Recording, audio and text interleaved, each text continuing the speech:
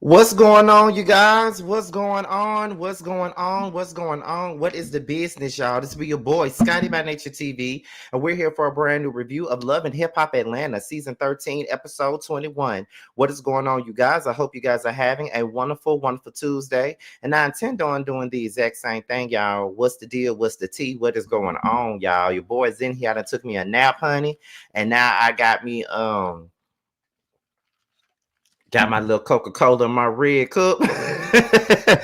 Got my Coca-Cola in my red cup, and I'm in this bitch. Okay, I'm up in this bitch, y'all. Okay, and I'm ready to get y'all this review because this episode was very, very interesting. And I'm telling y'all right now, if y'all not watching Love and Hip Hop Atlanta and y'all just watching my reviews, okay, I appreciate that. But y'all really need to get into this show because this season is really motherfucking good. And everybody that needs to eat their humble pie or their crow, they're all eating it. And you're gonna see what I'm talking about once I get there. But absolutely, this was a good ass episode, baby, and I can't wait to get into it. Y'all know we get into things at the 5-minute mark, but it's 25 of y'all up in here. I only see one person in the comments. What's up? What's up with that?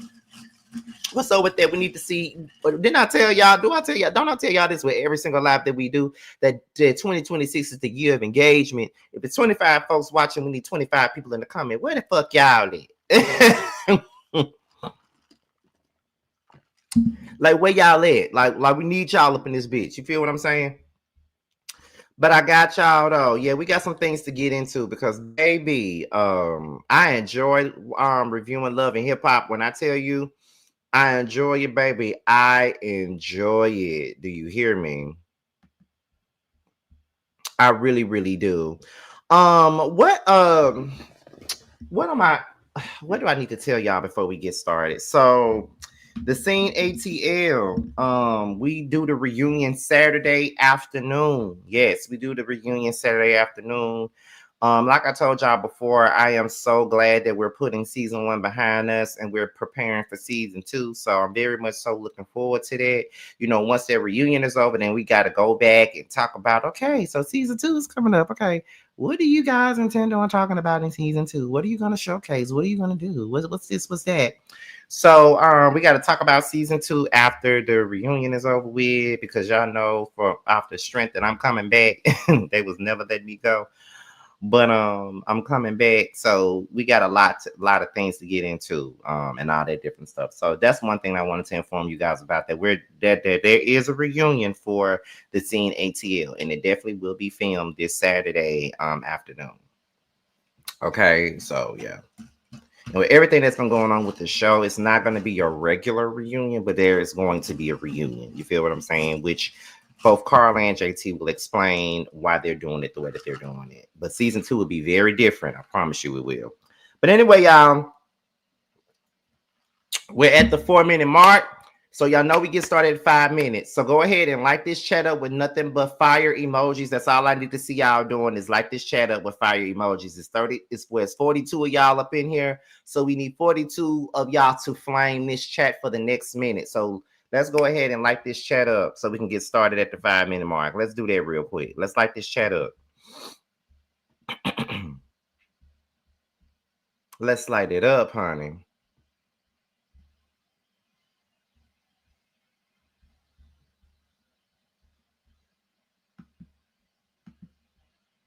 There y'all go. I see y'all lighting this chat up. That's what I'm talking about, honey. Light it up.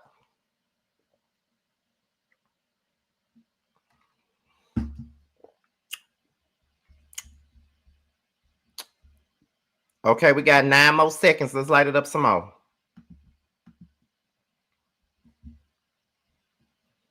I don't see no moderators in here tonight. All right, so we're at the 5-minute mark. So let's go ahead and get into tonight's episode of Love and Hip Hop Atlanta. Let's go ahead and get into it, baby. Shall we? All right. All right, so let's go ahead and get into this shit. So we're gonna open this up with Sierra and Queen Key. Okay.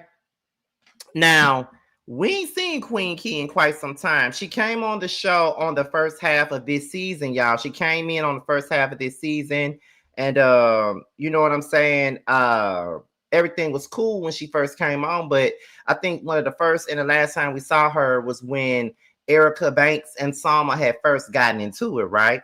So then we didn't really see her no more. And I was actually enjoying Queen Key for the most part, but we didn't see her no more after that. So now we're seeing her again. She's in the studio and she's talking with Sierra, and Queen Key is saying that she's reconstructing her life right now. Like, she ain't signed, she ain't got no manager, and she's not working with no label because she says that with record labels, they don't really focus on the artists. What they do is focus on shit that everybody, what other motherfuckers doing. So they try to follow what other motherfuckers is doing instead of following what the artist actually wants. And you hear this all the time when it comes down to different artists.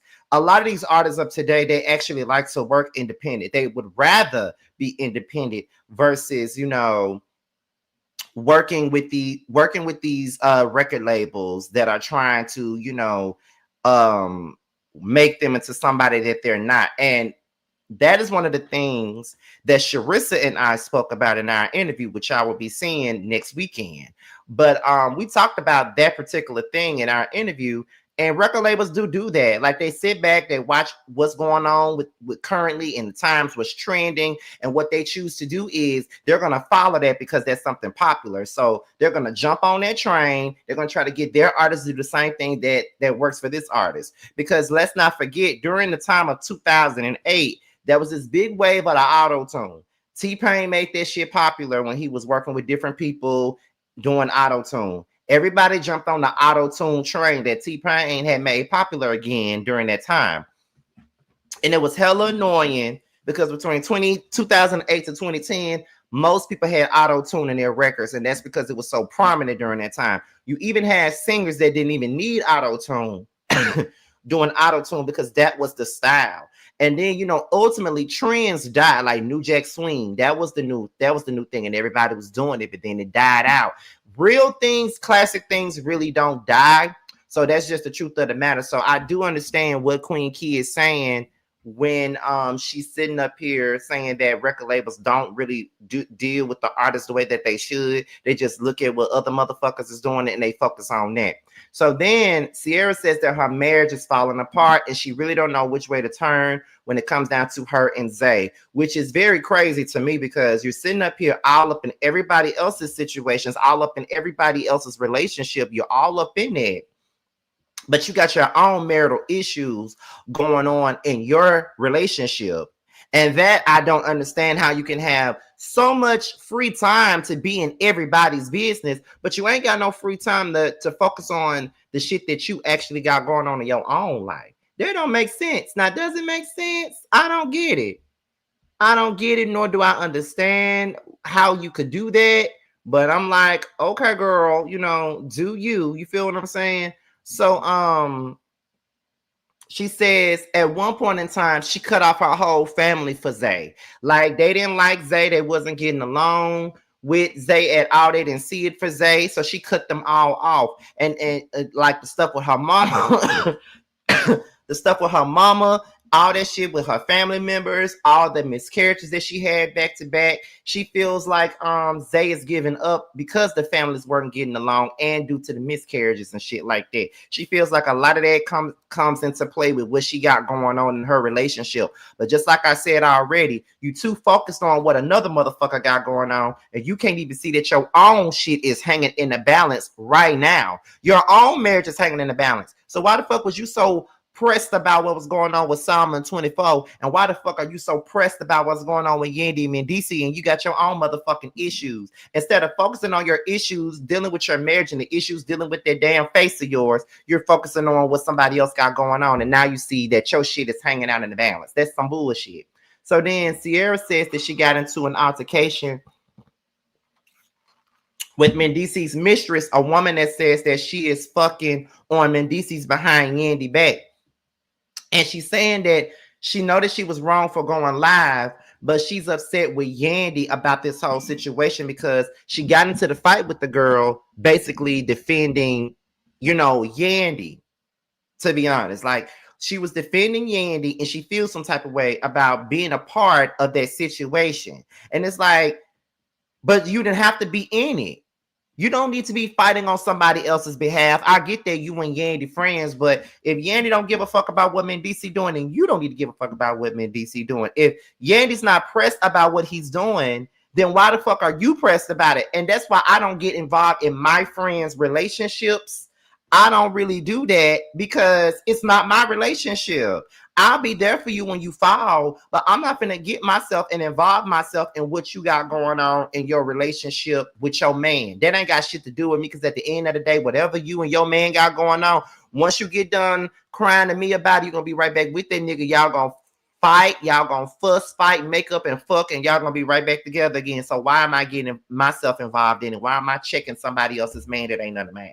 You feel what I'm saying? Like, that's the way I feel about certain situations like that. Like, why, like, what are we doing and why are we doing it? You know what I'm saying? Like, why are we doing it? So you involved yourself in it. You know what I mean? Like, and that's one thing that I've never been the type of person to do.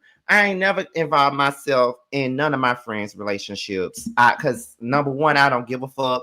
And number two, that's your shit.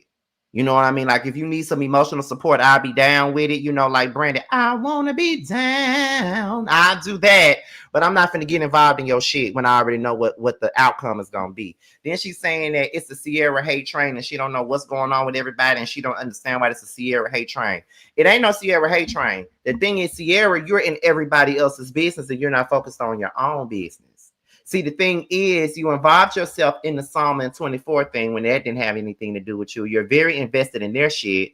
And now you're involved in this whole Yandy, MNDC in the mystery shit when that ain't got nothing to do with you. So it ain't that there's a Sierra hate train. It's a train of Sierra is not minding her own goddamn business. And that's what Sierra needs to be doing. Mind what's going on at home. But you can't mind what's going on at home when you focused on what everybody else got going on.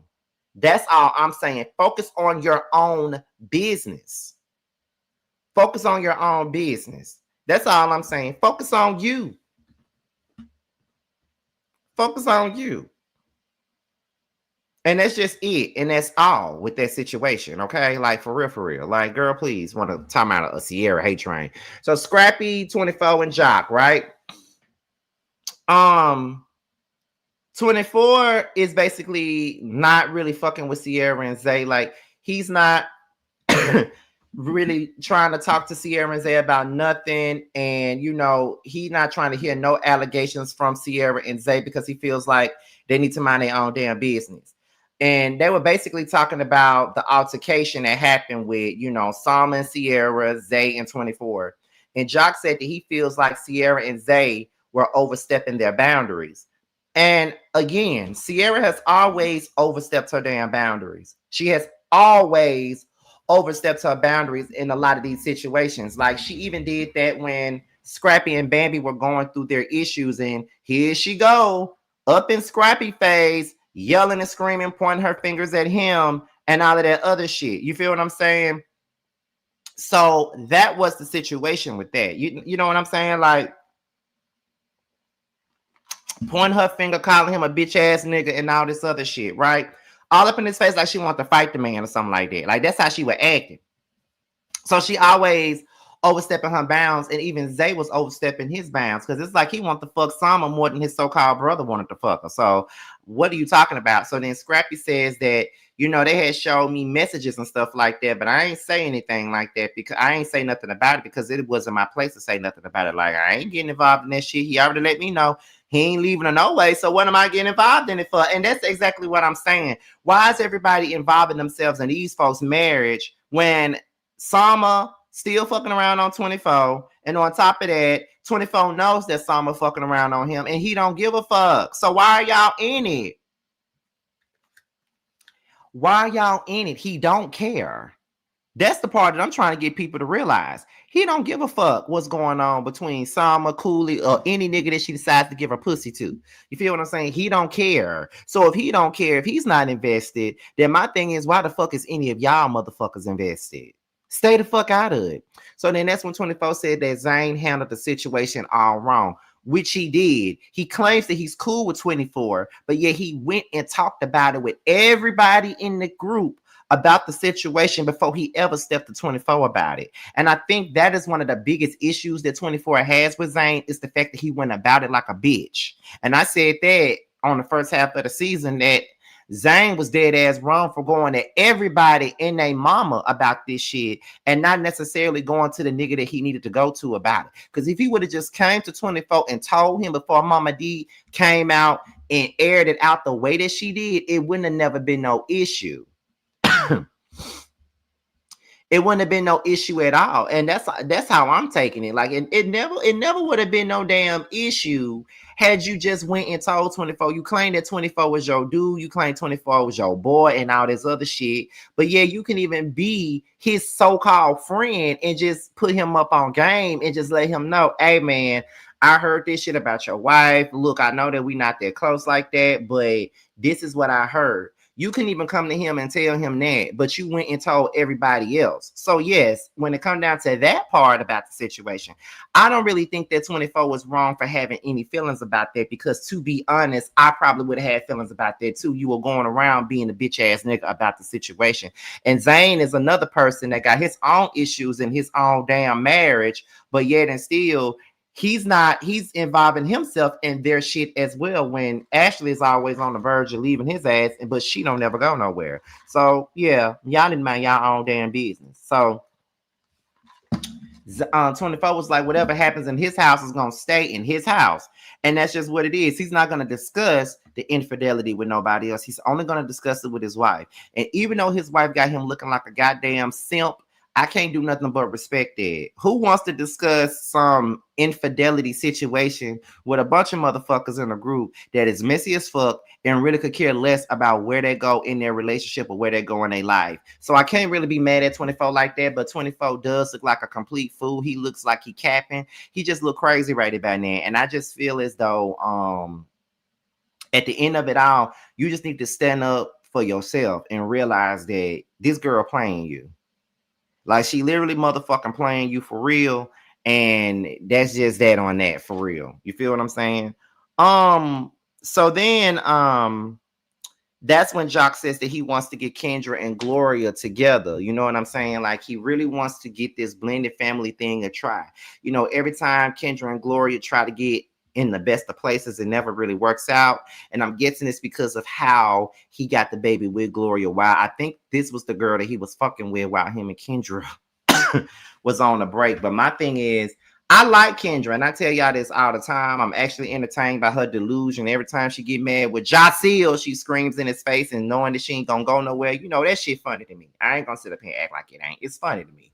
But however, though, you mad at her, but you still with Jock. And my thing is, why y'all mad at the woman if y'all gonna stay with this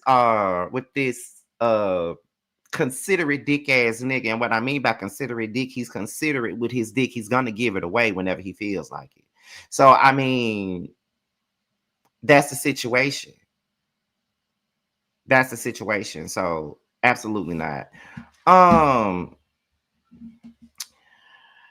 We gonna go ahead and get into this new bistro that Carly Red is opening up. I think this is like a new restaurant. Now, I heard about Carly Red's restaurant, and I've been meaning to go to her restaurant, to be honest. I heard about it, you know, one of these days when I have some time. Like I said, me and Jamar sometimes go on these little friend dates and stuff like that, and I really want to go to that particular restaurant. You feel what I'm saying? Like, me and Jamar, Carly, and you know, Tremere, we had these friend dates at times whenever we ain't seen each other in a while and I'm off on the weekend, we all come together for a friend day, and I want to go to her restaurant because it look good. But we see K Bachi. Now, I don't know if y'all remember K Bachi, but K Bachi was on Love and Hip Hop Atlanta for about one season. He was with that loudmouth ass Keely. And if you don't remember Keely by name, you would definitely remember Keely being the woman that Sierra hit over the head with that damn purse at that party in K Bachi's club. That's what I will say. You remember her ass. And K Bachi is one fine, dark-skinned man. He's definitely fine as fuck to me. However, he arrives to support you know, Erica Dixon and Kendra. They arrive to support. And we find out that K Bachi don't really fuck with Scrappy like that. And it has a lot to do with Brittany. Apparently, K Bachi and Brittany was together for 3 years. And he said that Scrappy wasn't keeping it a buck with him about his involvement with Brittany. Because, you know, he's known Scrappy for a long time, and he felt like he wasn't keeping it a book when it came down to the Brittany situation. He said, well, nah, man, like if anything was going on with me and Brittany, like I would have had a conversation with you. Come to find out, he finds out with everybody else that they're in a relationship. And so Erica was like, well, do you ever talk to Brittany? Like, what's your relationship like now? And he says, oh, we keep it cute. You know, we speak, we keep it cute or whatever.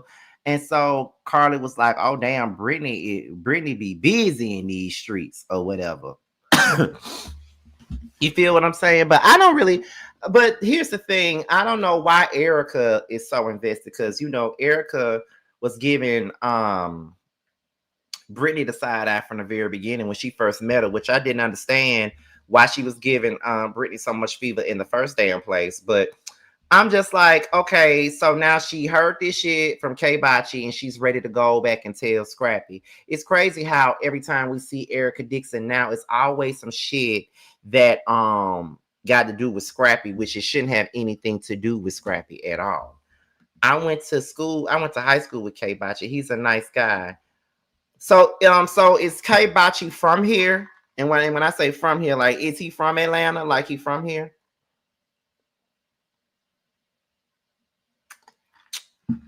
So then Spice is there, and her and Yandy and them having a conversation.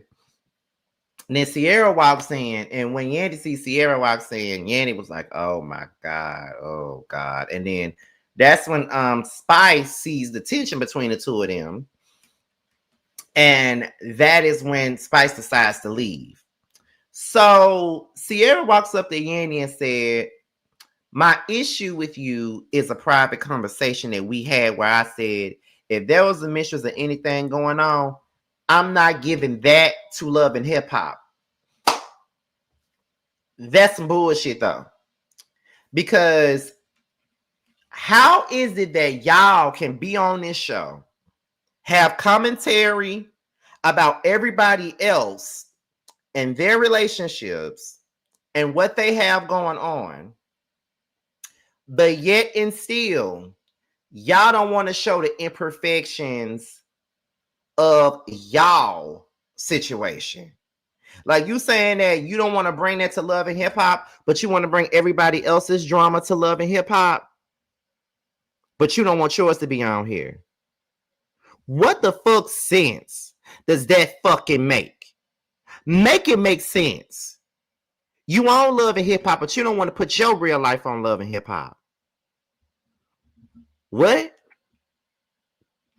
So then she says that Yandy doesn't live out her truth. She don't live out her truth. She don't. This season was the realest that Yandy has ever been about her relationship with Mendices. The realest she's ever been. But Sierra, you're not living your real life either. Because you're holding back on your own situation that's going on with you and your husband because you're too focused and too keen on somebody else's motherfucking relationship that you can't focus on your own goddamn shit. So what the fuck are we talking about here? No, for real. What the fuck are we talking about? No, honestly. What the fuck are we talking about?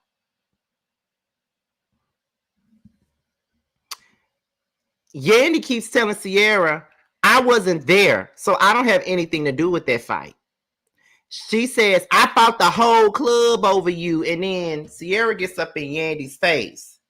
And then my thing is, with Sierra, why the fuck is you all up in Yandy's face? And Yandy has a whole lot of self-control. Because, baby, when I tell you, if Sierra would have got all up in my motherfucking grill the way she got up in Yandy's grill with her drunk ass, drugged out ass, I would have slapped the shit out of Sierra if I were Yandy. I'm just being for real. If I were Yandy, I would have slapped the fuck out of fucking Sierra. Don't get up in my motherfucking face, hollering and screaming in my face about a fight that you got yourself in. That fight didn't have a motherfucking thing to do with me. You got involved because you wanted to get involved. That's the reason why you got fucking involved in the shit. So let's not act like you got involved because you wanted to sit up here and do this and do that. Like, get the fuck out of here, girl. That ain't got shit to do with nothing. Nothing to do with nothing. You wanted to get involved in that. And like I said, something wrong with Sierra. Like she drunk, high, all of that shit. Then she yelling at Yandy, saying that Yandy owes her a motherfucking apology and that she fought the whole club for her and that mistress for her and all that. Yandy don't owe you no damn apology. What is she apologizing to you for? Because she didn't pick up the phone when you decided to go get in some girl face? Talking about you not gonna play me like you played that shit with Rashida, because I'm a real bitch from Atlanta. Real where? Your ass ain't real, your face ain't real, your lips ain't real, your nose ain't real, your body not real, your brain is plastic. What is real about you, Sierra?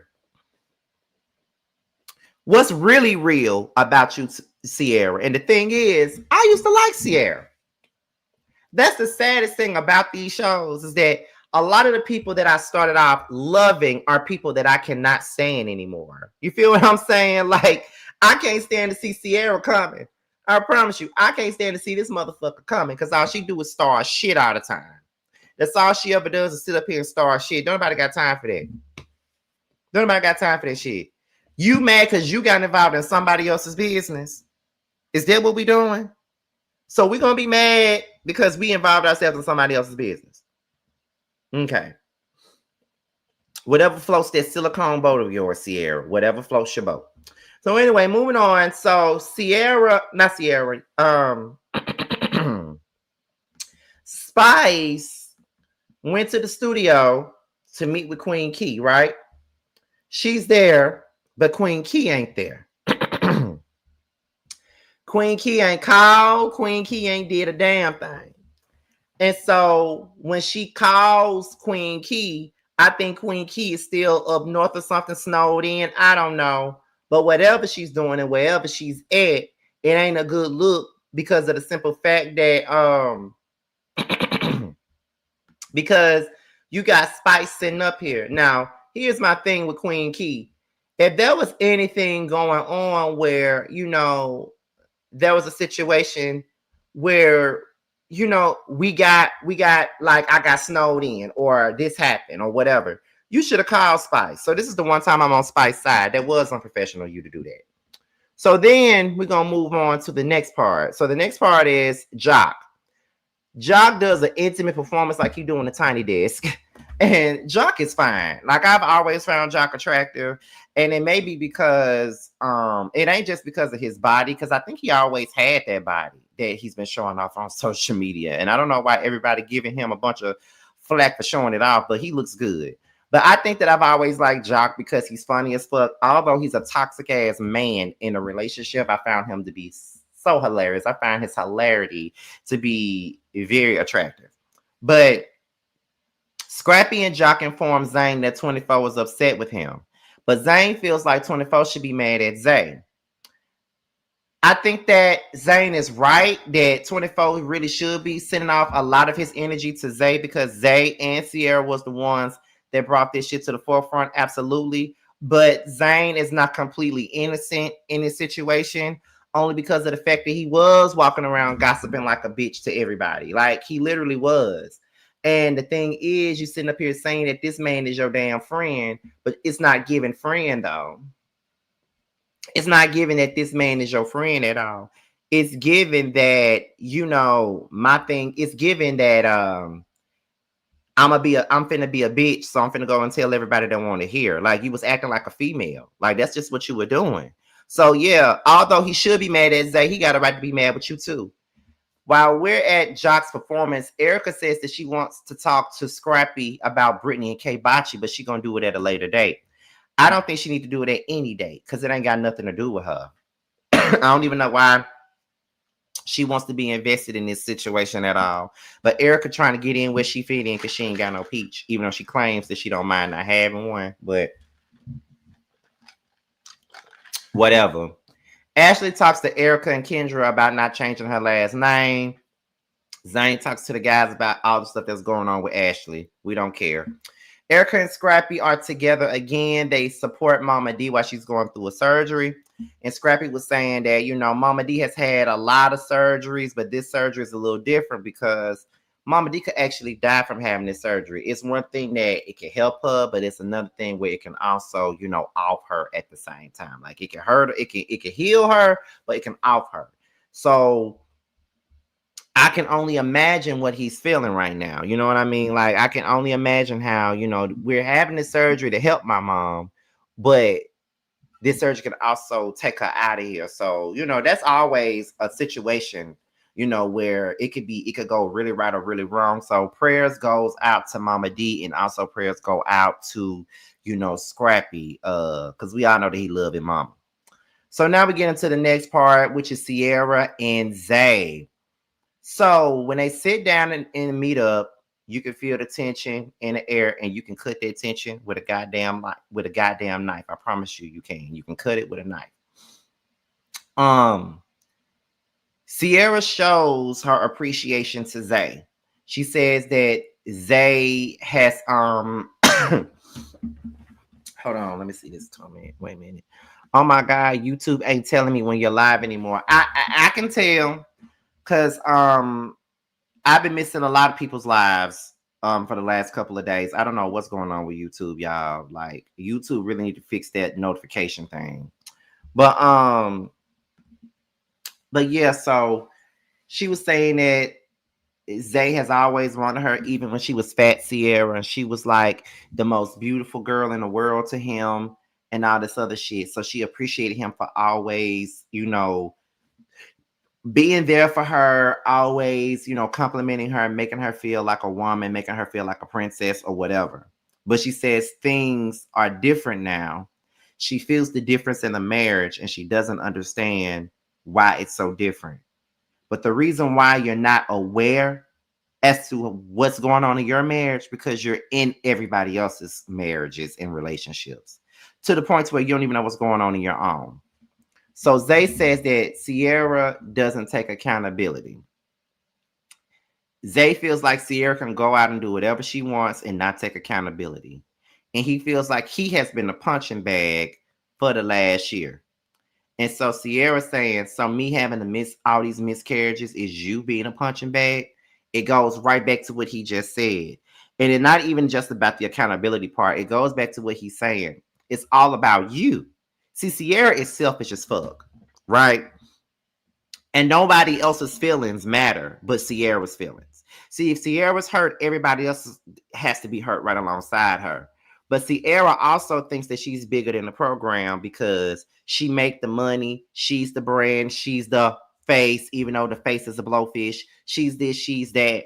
So I do think that Sierra kind of thinks that she's bigger than a program. So sometimes with a man like Zay, who don't really have what she got, he probably feels belittled by Sierra. Look at the way she talks to people. I can only imagine how she talks to Zay in that marriage. But then again, not really making Zay a victim, because I can only imagine how he talks to Sierra in that marriage. And I slick believe that they are both kind of toxic in that motherfucking marriage, if you ask me. Neither one of them are taking any accountability for anything. But right now, we only hear Sierra's point of view, but we really don't be hearing what Zay's point of view actually is. So, yeah, he thinks that she doesn't take accountability, and I don't believe she takes accountability. Sierra says you don't even be home, and when you come home, you only come home for some pussy. But you give it to him though. You give it to him. You give it to him every time he asks you for it. So why are you complaining about it? When he come home for some pussy, you give it to him. So what's the difference? And then Zay feels like the marriage is one-sided. It's all about her. It's always about what Sierra wants to do, but when can he put himself first and figure out what he wants to do? It's always about Sierra. He got to follow her lead, but nobody ever follows his. And she only thinks about the money, and it goes right back to what I just said. Because she makes the money, she thinks she's bigger than the program, in my opinion. By him saying that she only thinks about the money, that lets me know everything I'm saying is the truth.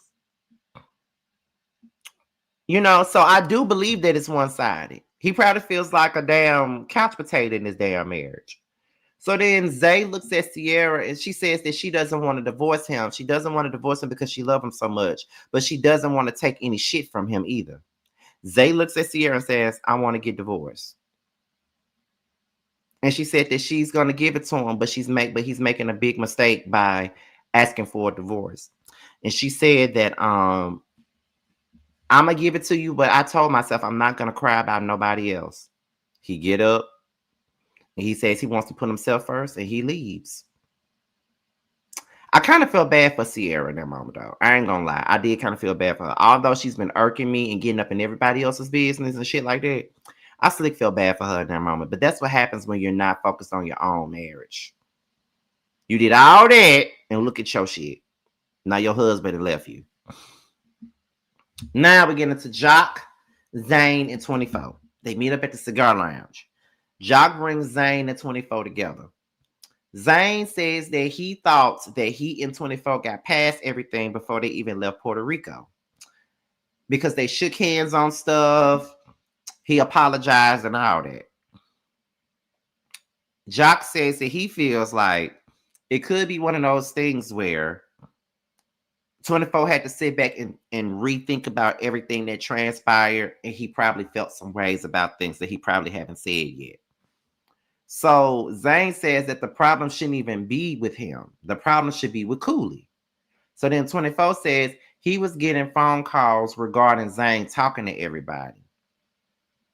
Zane says that he needed to make sure that everything was real. But my thing is, I get that you wanted to make sure that everything was real before you brought it to the forefront. But in the same damn breath, though, Zane, you did kind of talk to everybody about it before you even came to him. So it does come across like you was just being a little messy ass little bitch. That's just what it comes across to me. It comes across like you was being a messy ass bitch and you really didn't give a fuck about what he had going on. And that's just the truth of the matter. You really didn't give a fuck. You just want to spread rumors and spread lies or do whatever you wanted to do. And that was it. And that was it. And that's how it came across to me as well. Like, you know, you didn't, that was my biggest problem with Zane. He was going around talking to everybody but 24 about it. And like I said early on, while I feel like Zane has a point when he says that he's mad with him when he needs to redirect his anger at Cooley, he does. But Zane, you're not out of the woods because you did help create this bullshit by running your mouth to everybody. You kind of did. And 24 says, but you was talking behind my back, though. That's why I'm pissed off. Which, again, that's no lie. He was talking behind 24 back. He was. That's not a lie. So then he said, you talking behind my back. And then I already seen the message where Cooley said that Sierra said that Sama needs a storyline. So why am I addressing something that's fake? So now we know that Cooley said basically saying that he was fucking her just so he can so someone can have a storyline. And so Zane suggested he talk to Cooley. He said, I heard his voice. He said, but you ain't sat down with him. 24 said he's not getting no time with me.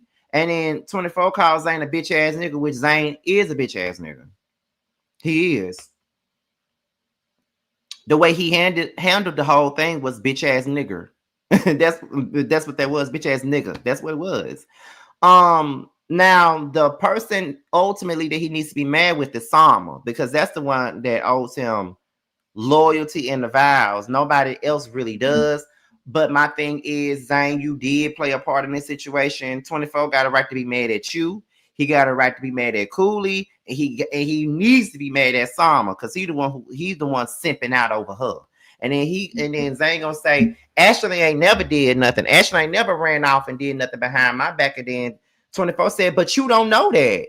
And I'm like, right, because if she did do anything, she got every right to fucking do it. And so Zane was like, well, if she did do it, I'll already be gone. But why would you be gone with the shit that you've done? That's what I mean by bitch ass niggas can't take what the fuck they dish out, because you can cheat on Ashley, you can go out to the clubs at night, leave her at home and shit, but she can't go out and have her no fun, and you're gonna leave her if she do the same thing you doing. Fuck out of here. But y'all, that was pretty much my review of Love and Hip Hop Atlanta. I'm really enjoying this season. I'm not even ready for it to end. And with them saying that the show might be canceled, I am really upset about that and very sad. But there was an interview that Scrappy did where he says that it's a matter of whether or not the show is going to stay on cable or is it going to be moved to streaming. If it's moved to streaming, I'm still going to be watching it, honey. So love it. So with that being said, let's get into some things real quick. Make sure you guys go pick up my book, That's Why You're Lonely. It's available on Kindle and Amazon, so be on the lookout. Well, go ahead and pick it up. And the Sing ATL films their reunion on Saturday, so be on the lookout for the reunion within a week or two. So with that being said, this be your boy Scotty by Nature TV. Be sure to like, rate, comment, subscribe, share this video, and make sure you like, rate, comment, and share this video, and do whatever you see fit. Be sure to follow me on all forms of social media. My Twitter, my Instagram, and my TikTok will be down below. With that being said, you guys, your boys up out of here, and I will see you guys in the next one. Get that 20, yeah, you always been a sneaky bitch, hating from the sidelines, trying to get picked, yeah. You don't found one, yeah, you don't found one. You don't found one, found you a real one. On my assets lately, you catching face shots, fire catching babies. Heavy on the highs, better get you some gravy. Cut that lady check, why you out here being lazy? I got bored with that season, I'm talking shit when I'm spitting. Fact the bitch, I'm the reason, when it got you hoes heated. Snow got them hoes sneezing, got the meals you not eating. Where had them hoes leaking, God trust when I'm speaking. It's giving. These bands gon' make it hot. Real niggas gonna come up. Don't let the game gon' change us. Real niggas in my circle, ho. Don't ever play us. This the real hustle. We make the money, don't make it make us. They ain't bout shit. Talking out they neck. Bitch, we bring the heat every time we step. You fucking with a beast. Fucking with the best. Get money on the east. Plug on the west. Bitch, I'm from the north. But we run this out. Bitch, we outside. What you talking about? Who the fuck is me? No, who the fuck is